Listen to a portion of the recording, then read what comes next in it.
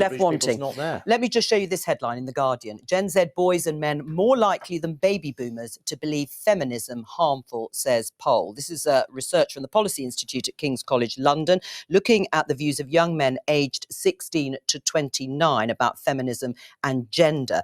Now, the Policy Institute tweeted about their polling. Let's take a look at a couple of the lines they picked out. Young men are notably less positive than young women about the impact of feminism.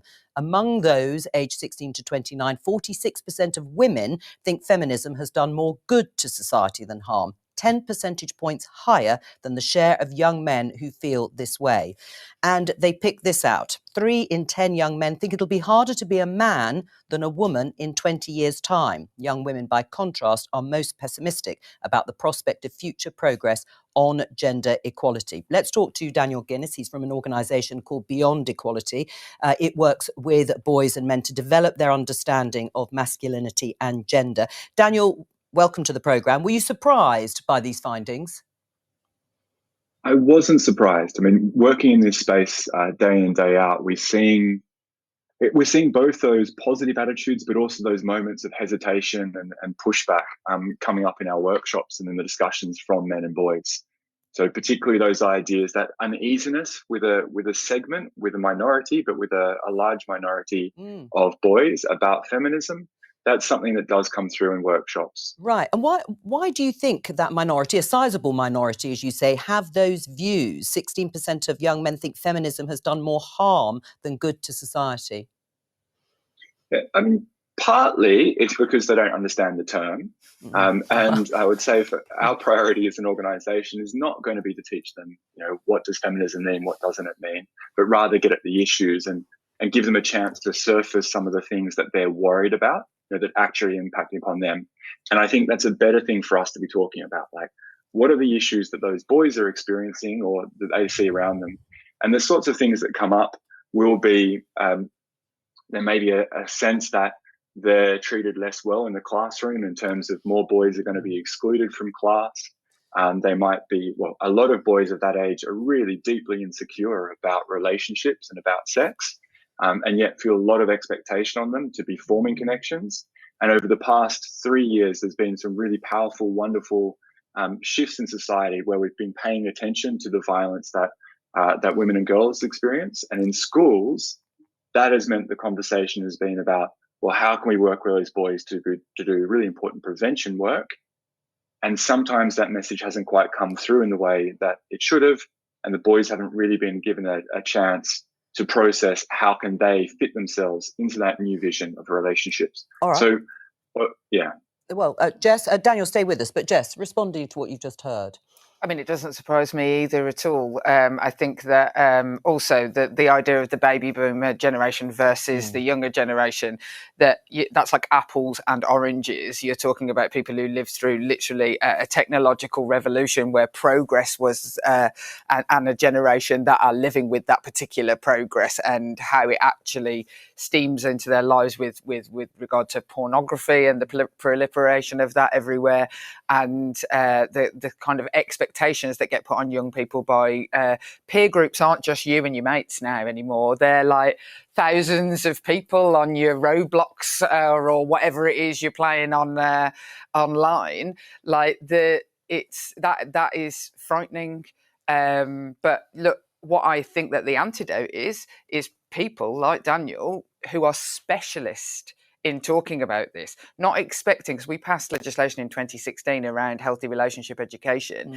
And actually the problem with that is that the standards of what that actually looks like in most people's school is clumsy and makes it seem like we're saying all boys are rapists. And that that's terrible. That's never, ever what the intention was. And that's why it needs to be done by really good specialists like Daniel himself. Are you worried about some of these statistics, the polls?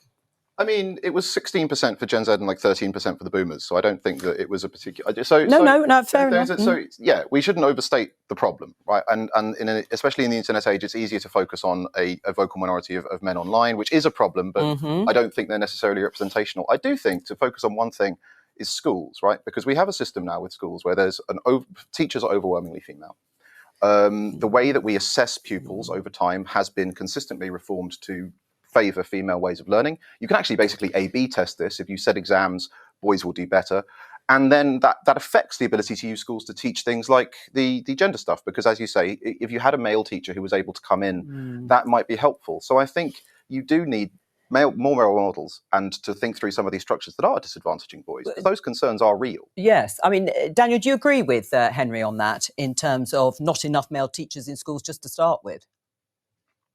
Yeah, I think there can be a lot of progress made by getting good men into those roles, and also by equipping the men who are in those roles with some of the knowledge so that they can have these more sensitive, subtle, and very nuanced conversations around gender and how that's impacting upon the boys, also how it's impacting upon girls and non-binary people at the same time. Because one of So, one of the issues, I suppose, is that maybe some boys feel that they can't talk about these things, or that they will be vilified if they do say things that perhaps aren't as acceptable in certain circles at school or outside. Yeah, I think it's really important that young boys have good male role models in their lives, and I think whether it's somebody who comes into the school and teaches these things, or whether it's a male teacher or a parent, it's vitally important because, as you say, when you're young, you're so vulnerable. You have so many difficult feelings going on, difficult ideas, and you really need someone to talk to who knows what they're talking about and can help you process them.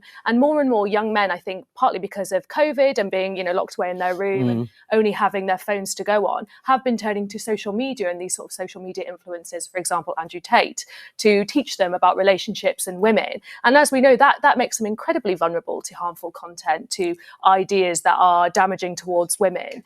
And I think I also agree with Jess. I do think that the relationship in health education in schools has been suboptimal. I think when teachers are under stress and they don't have enough resource, it's the first thing to be dropped. And it would be so good if there were external experts who could go into schools and teach this, because I think it is really important. And we are seeing that it really impacts not just men, but also young women as well. Has that been missed really by the government?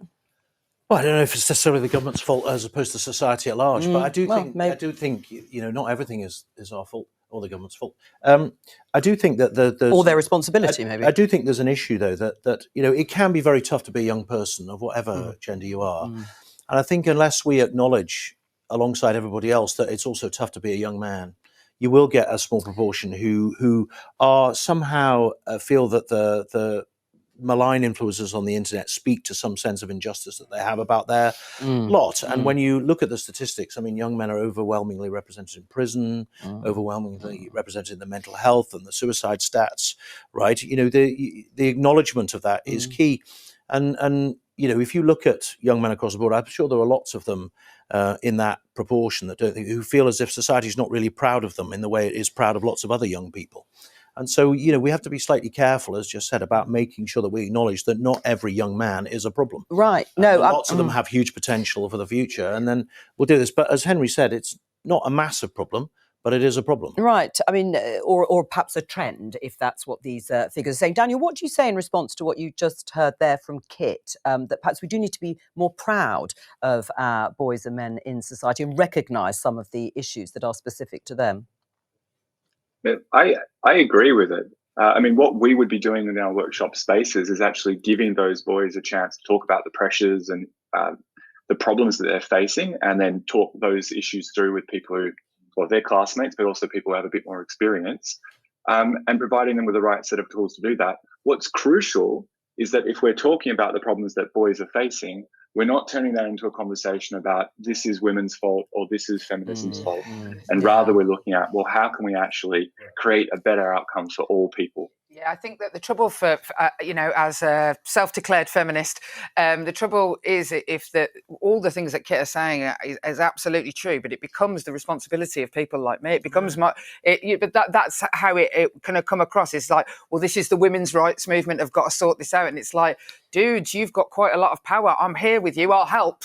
Let's crack on with it. Massively counterproductive. Absolutely. There was a book that came out last year, which was about very much kind of like, I'm a feminist and I'm going to sort the men out. And the reaction from male journalists and readers was phenomenally bad, because that kind of, women coming have from outside, I'm from women Venus have and I'm here to a help. great many Doesn't years work. of civil society and of activism in this particular equality space. So and men just haven't had that same level of training to activate themselves. So I would be more than happy to help, but it is definitely something that cannot be put on the shoulders of women to solve this problem. You know, you would agree with that. I agree with you. I mean, I think it's, to be honest with you, it's all of us really have a responsibility to everybody in society to make them feel as if they're all valued members of society. There's a future for them. And that also works on other demographics, whether it's race or gender or whatever, that everybody feels there's something for them in the United Kingdom. Well, and, you know, thank you to all of my guests, including Daniel, for joining us. We'll be back tomorrow. Bye-bye.